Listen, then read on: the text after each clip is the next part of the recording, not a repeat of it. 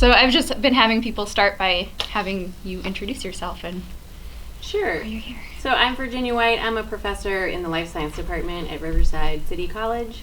I've been there for 14 years, I think now, so for quite a while. I got my doctoral degree at UC Riverside in the botany department, and then went straight over and started teaching, and love every minute of it. So what is the Riverside City College Promise Program?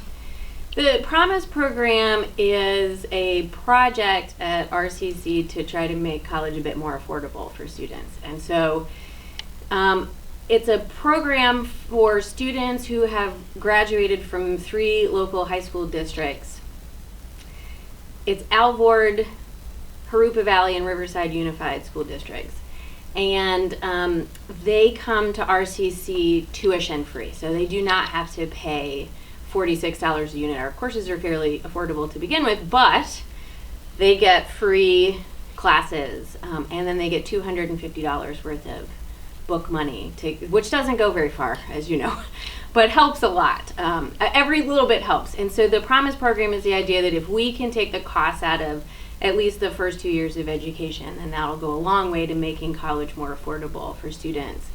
The state pays part of it, and then the district has gone out and gotten lots of donors to try to cover the rest of the cost. So the goal is to have 2 years completely free.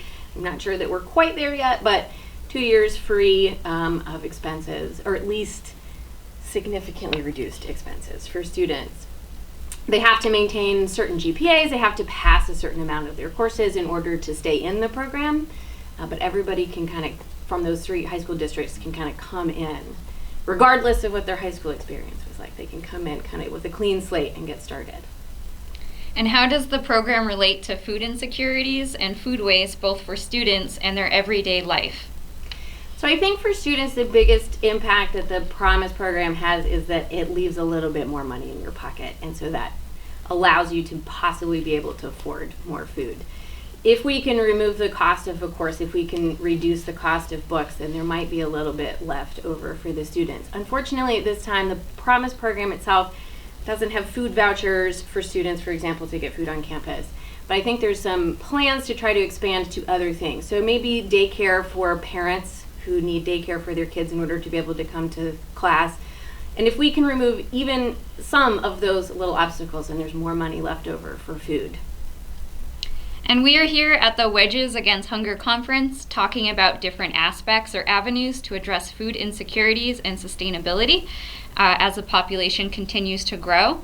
What do you think is the most important aspect, or in short, what is your wedge?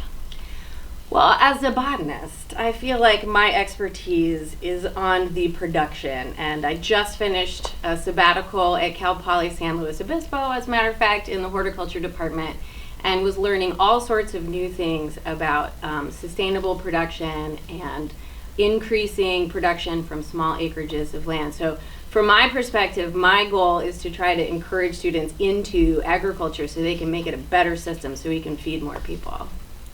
Thank you. You bet, absolutely. Painless.